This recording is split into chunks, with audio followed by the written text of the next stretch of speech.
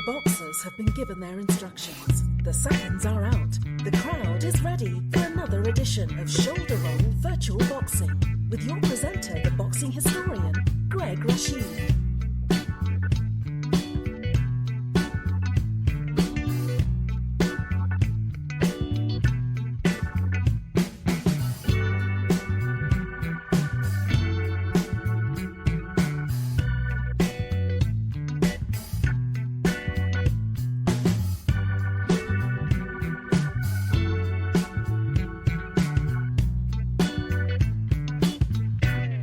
I want to say sweaty cup to everyone out there. This is Greg Rashid, your presenter, with another edition of the Shoulder Roll Virtual Boxing Podcast. So happy that you could stop by today to listen to the program. And if you're new to the program, sweaty cup means hello in Thai. And I am in Bangkok, Thailand. But loving the weather. A little rainy here today, but it's always great here. And wherever you are in the world, it's always great. And just, this show is all about fantasy fights, boxing news, boxing history. We do interviews on here from time to time. And also we play music. And I've been calling this probably the only one in the world, a boxing variety show. Because we're doing music, news, and everything. And I hope you enjoy it. And it seems like a lot of folks are enjoying this show. Especially like folks like Al Red Sox fan, one of my Patreons, the first Patreon I had, and you can become a Patreon too. Just go to patreon.com, look for Ringside Fantasy Fights in News. Ringside Fantasy Fights in News. And make a donation of $1 a month, whatever you can do.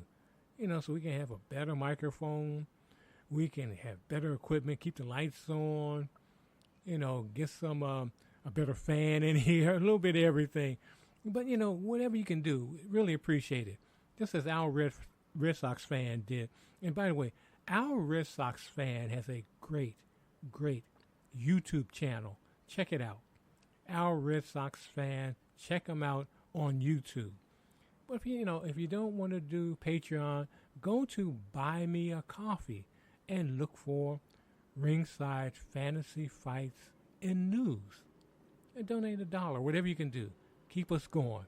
Really appreciate it. Just really appreciate it. And I want to thank so many of you that listen all over the world. But there's a group of folks who listen every Sunday afternoon at 3 p.m. Mountain Time on KUHS Denver.com, created by the one and only Henry Archuleta. And I want to say hi to all my friends in the Colorado region. I always say I'm getting back there. I am going to get back there. I definitely am. But right now, I'm here. And right now, we're going to get into this fantasy fight today.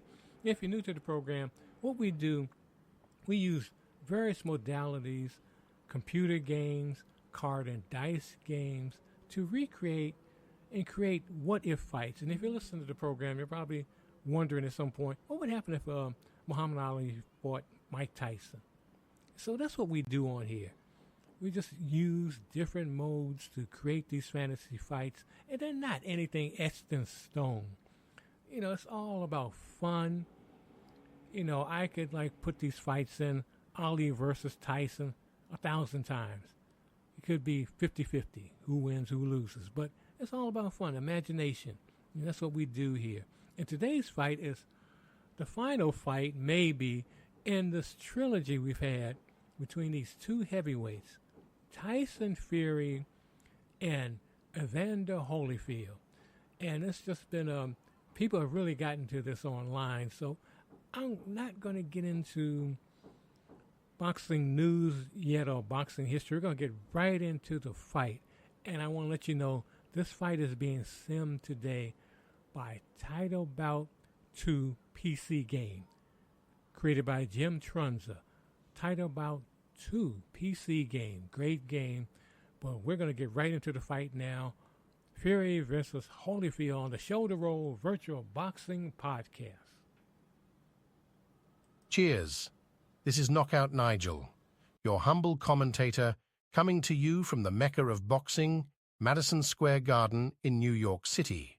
A sellout crowd is here to witness the conclusion of the trilogy between heavyweights Tyson Fury and Evander Holyfield. The previous two fights were extremely controversial, with the first being a questionable draw and the second one won by Holyfield by TKO due to an ugly gash on Fury's right eye in the fourth.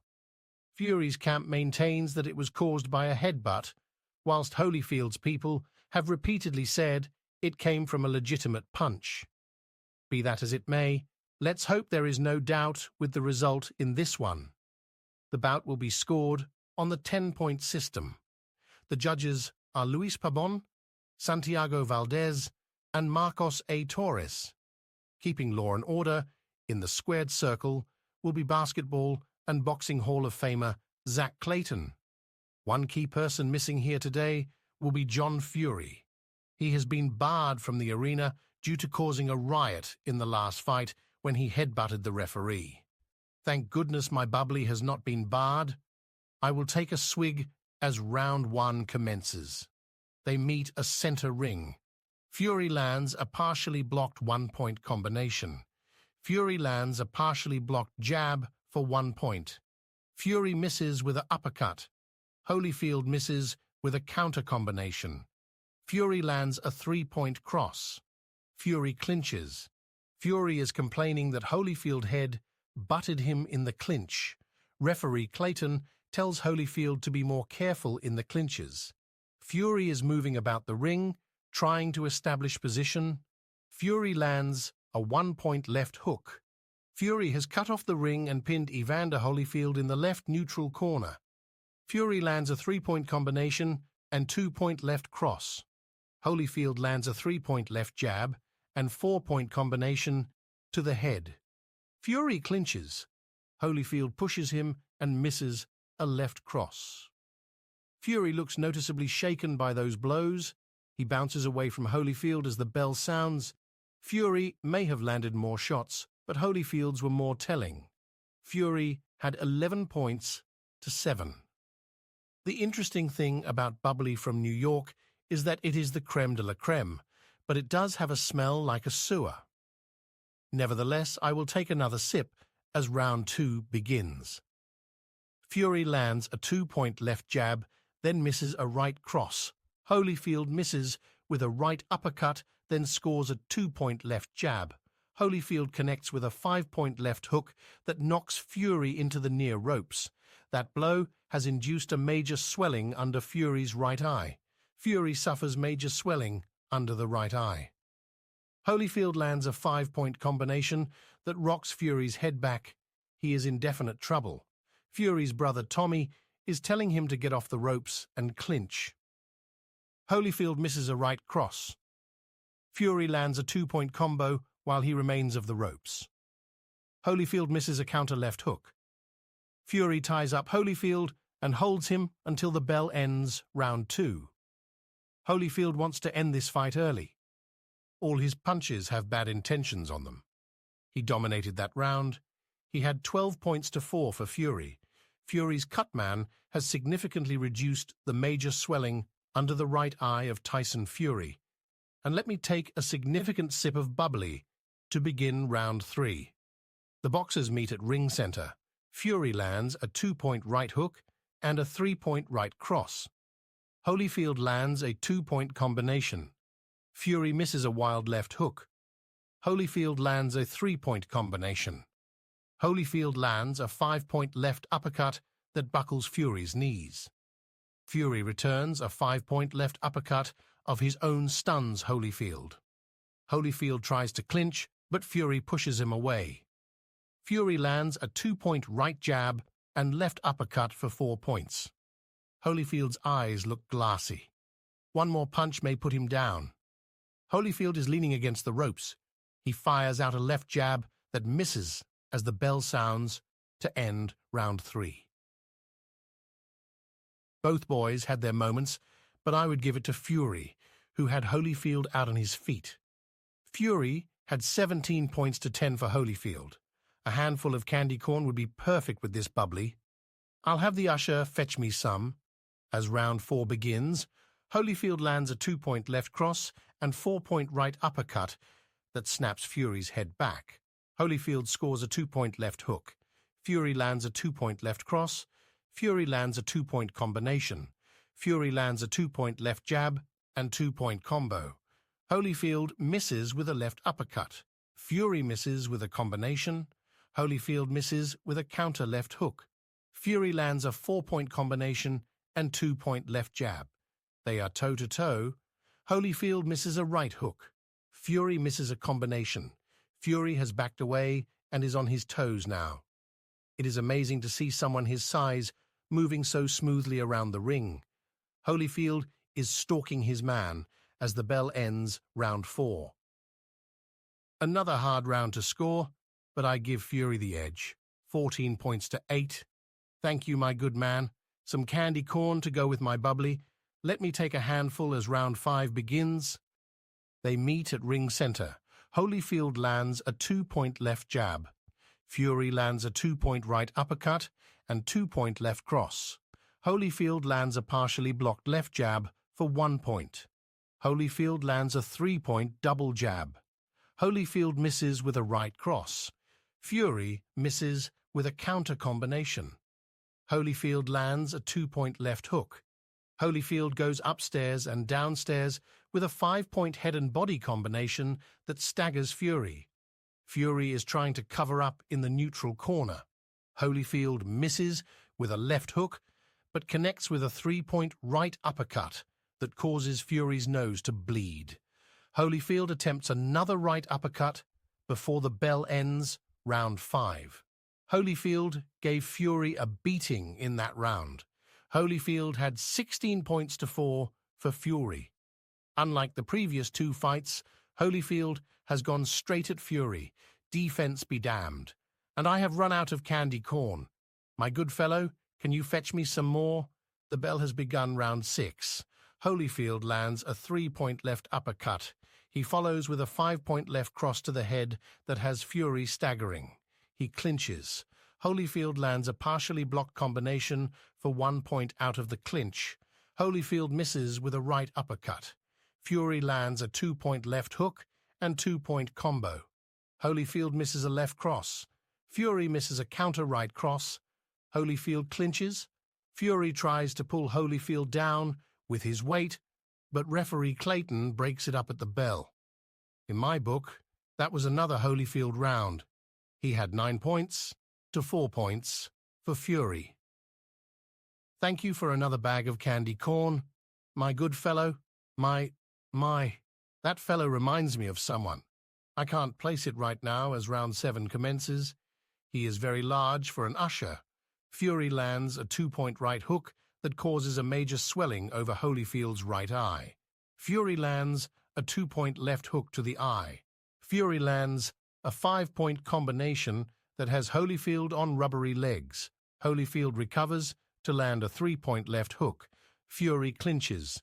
They break out of the clinch and clinch again. Referee Clayton stops the action and warns both fighters to stop the excessive holding. Fury lands a solid 5-point right uppercut that causes Holyfield to almost tumble. He is lucky the bell sounded because he was ready to be knocked out.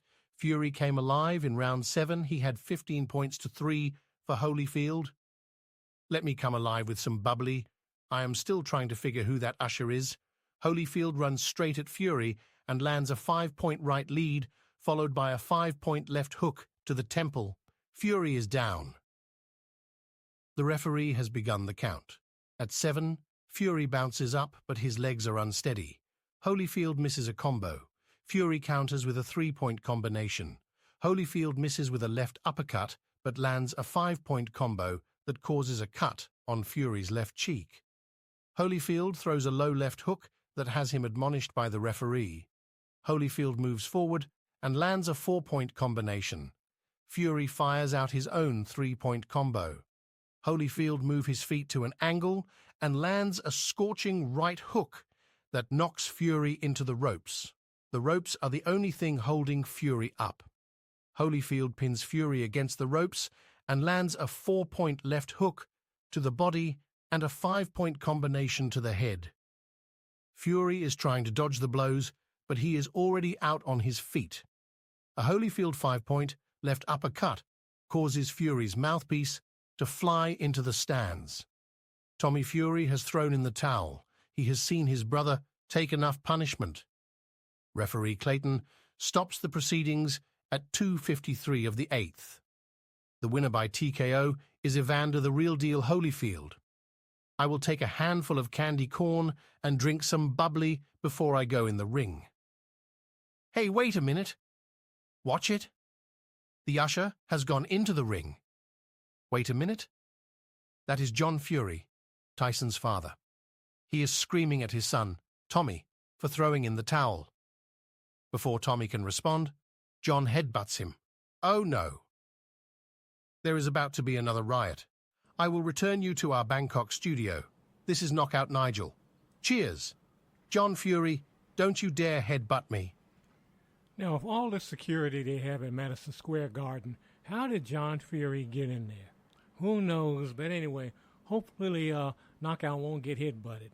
And hopefully no one will take his bubbly. But anyway, hope you enjoyed that fight today between Evander the real deal Holyfield and Tyson the Gypsy King Fury. And if you want a fourth fight, let me know, because people are really interested in these two guys hooking up. You know, if you want to see a fourth one, I'll be more than willing to sim it on here.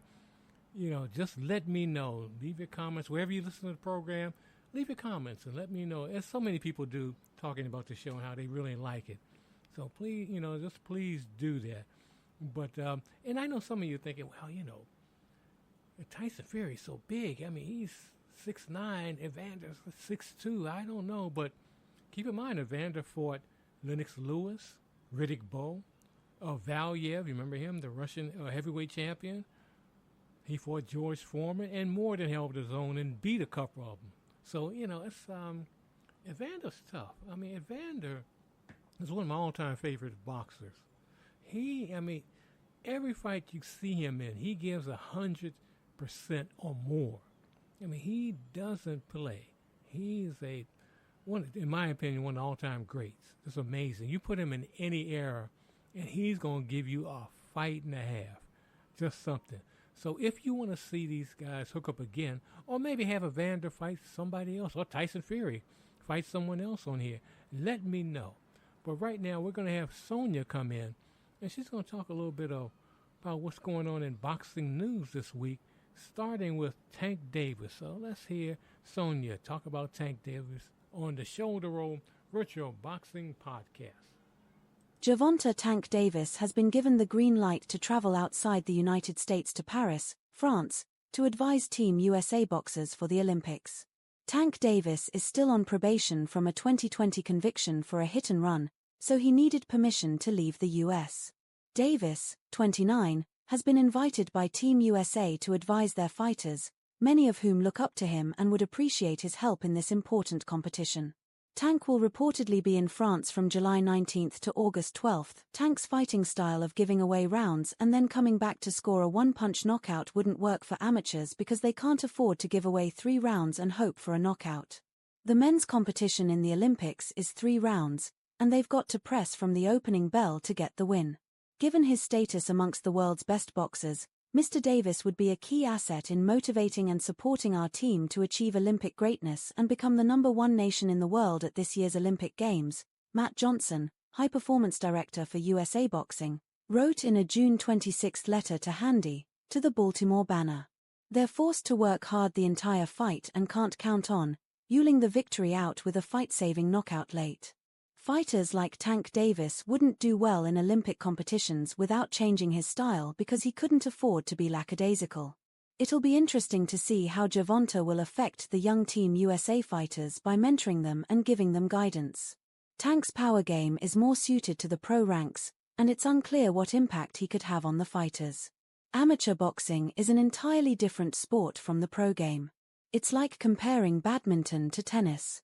The pro game involves power punching, landing hard, meaningful shots, and looking for knockouts. Amateur fighting is like fencing, with fighters looking to land scoring shots. The rules are stricter in amateur boxing, where fighters can't get away with fouling and excessive clinching like in the pros.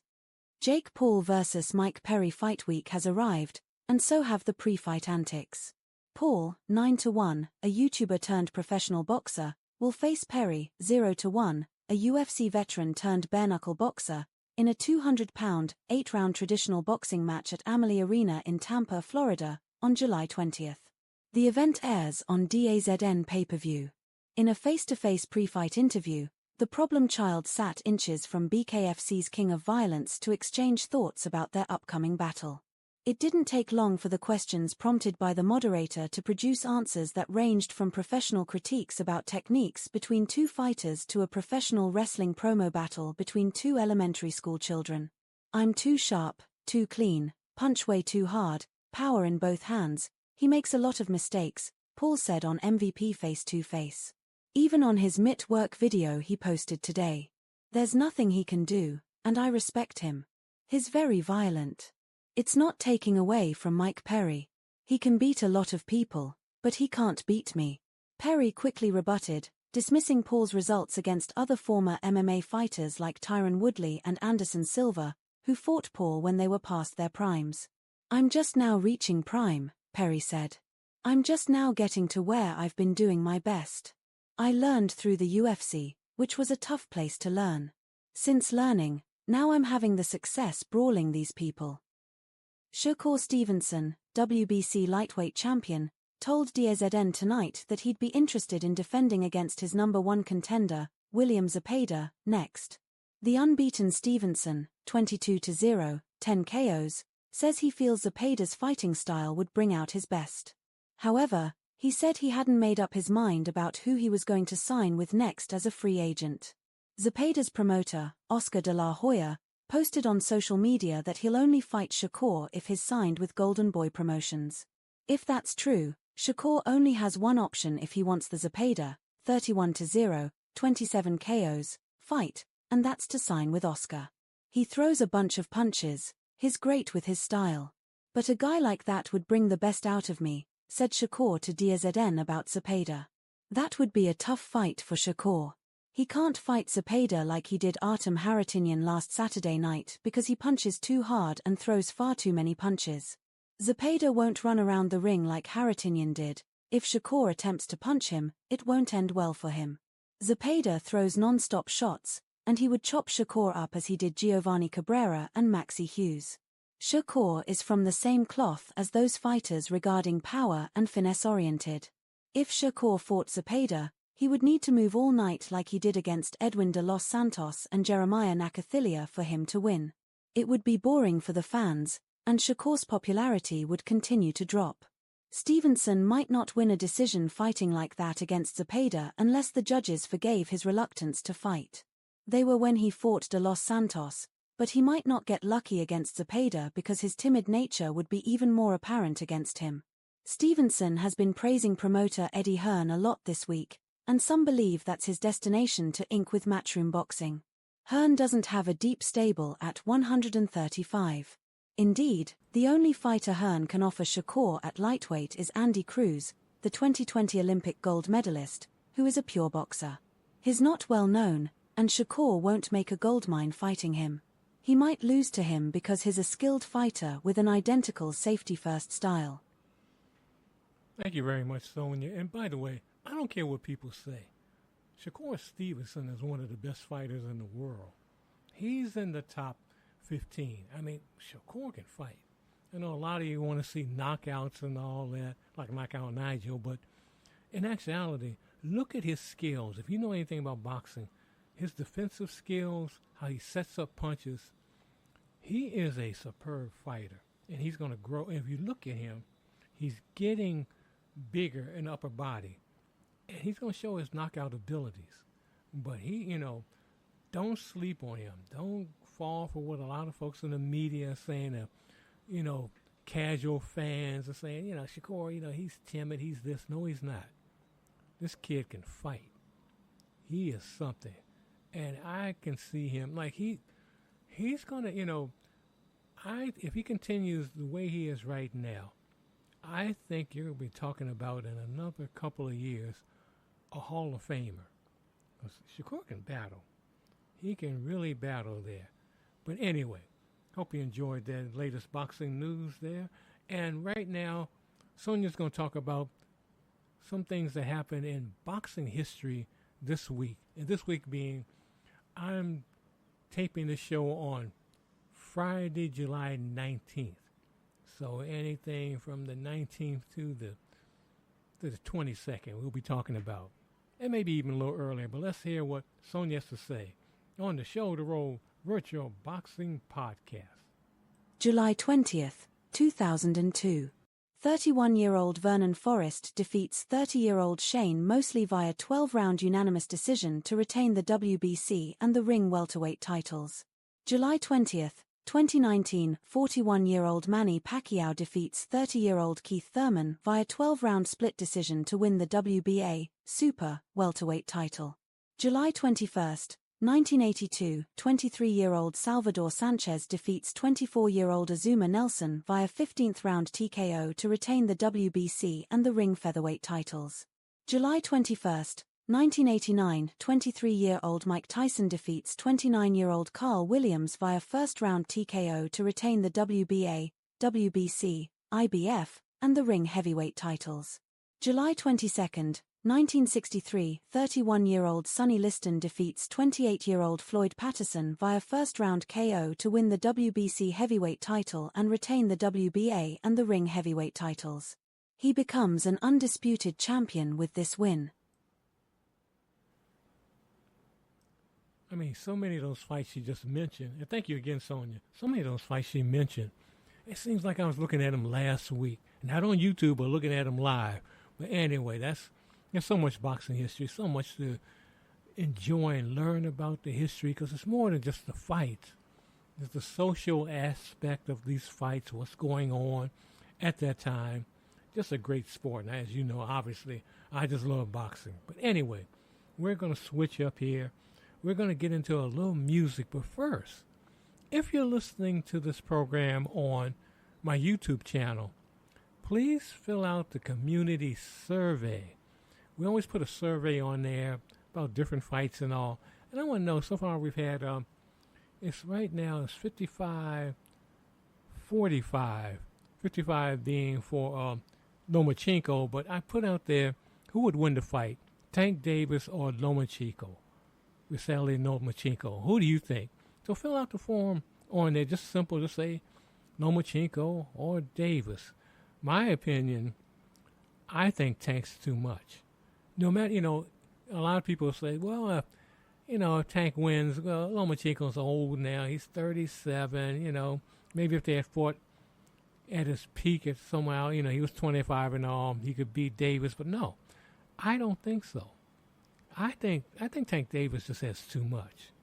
He's got the power. He's got the boxing ability. And the fact that the Olympians want him to come to Paris to help them out. Tank is something. So I just think, and don't let me cause you to sway, have your opinion swayed for what I say on here. But I just really think that Tank could really beat Lomachenko. I think he will knock him out too. But let me know what you see. Go on to my site there on YouTube and just vote. That's all you got to do, vote. But anyway, we're going to get to a little music here because this is a variety show, the only boxing variety show in the universe. And we're going to do it right now. And I want to say this in advance, because I haven't played any gospel music. I play a lot of genres. I haven't played any gospel music. And I'm ashamed because for 10 years of my life, I hosted a gospel program in Denver, the Gospel Train. And we're going to do some gospel music now. And I want to say, I'm playing this for the music. I'm not trying to sway anyone. This is not about swaying people to join a certain faith. This is about the music. That's all we're doing here is the music. And what I'm going to do right now, I'm going to play some Sacred Steel gospel music. You say Sacred Steel, what is that? But that's a form of gospel music where they use the steel guitar. It's a sound similar to what you hear in Hawaii. And we're going to have the Lee Boys play a little bit of Sacred Steel music, and we're going to play their cut here Say yes. And if you don't get up to this, I don't know what'll make you get up. But anyway, let's hear the Lee boys on the Show the Road Virtual Boxing Podcast.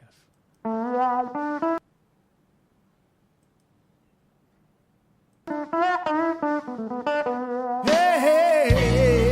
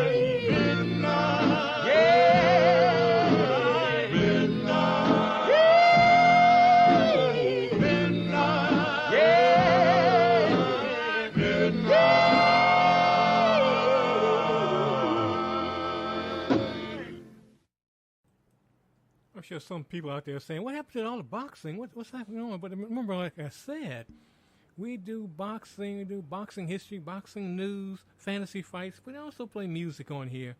And a lot of folks actually like that I play the music because they learn about people, groups, songs they never heard before. And I just did 2 gospel songs there because I hadn't played any gospel on here. And that was the Kansas City Soul Revivers, and that was Jesus Came at Midnight. And before that, we did the Lee Boys and Say Yes. And that was the one that get your toes tapping. And I know if you didn't get up for that, I don't know what's going to get you up. But anyway, we're going to change up again. We'll play some more music here, but this portion of the show is dedicated to a civil rights pioneer and a music pioneer who passed last week. I had the opportunity to meet her in her group when I lived in Washington, D.C. back in the 70s and 80s. And I'm talking about Bernice Johnson Reagan. And you may know her, you may not. She was the founder of the Freedom Singers and also the founder of a group called Sweet Honey in the Rock. And they sang gospel music, reggae, pop. They did a little bit of everything, world music. And I'm going to just play 3 songs and dedicate it to her and her family and her memory. Starting off with her with the group Sweet Honey in the Rock. And this is the first song that really I heard about them. I heard all about them due to this song back in the 70s. And this is a song called Doing Things Together. So let's hear that on the Shoulder Roll Virtual Boxing Podcast.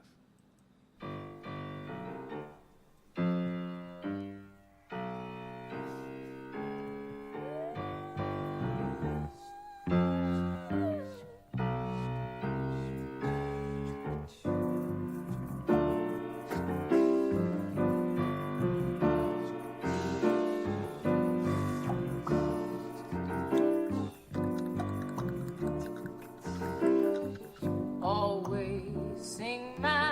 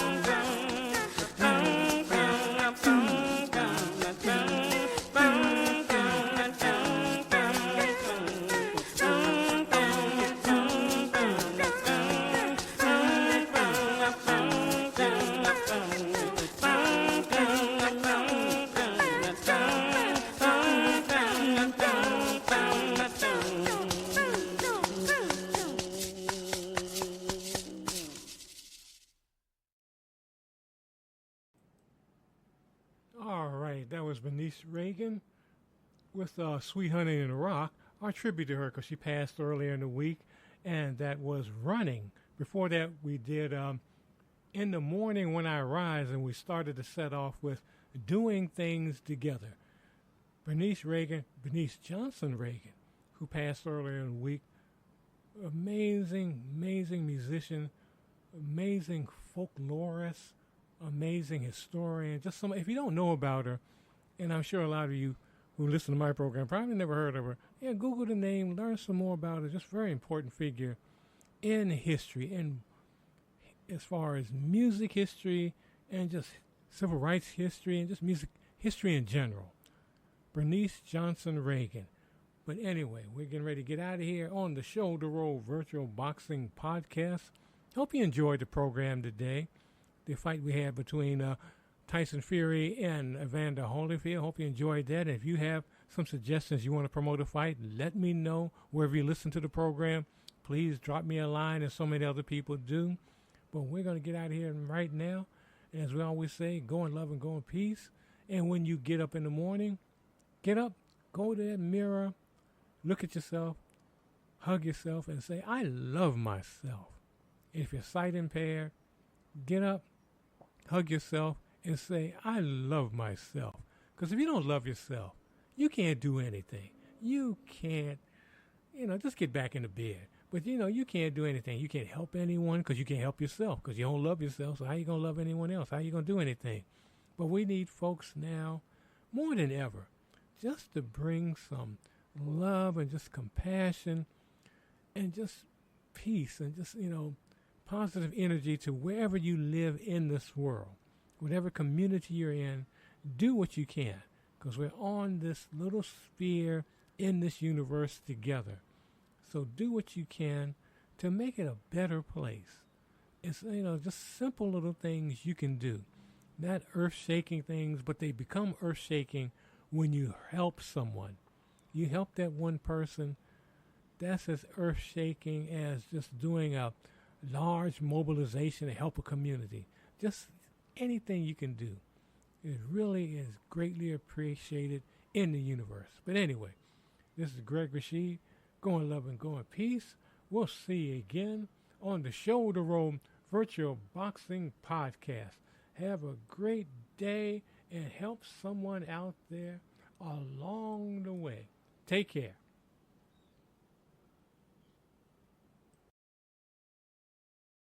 Thanks for tuning in. Please remember to like, comment, share and subscribe to this channel. Thanks and have a great day.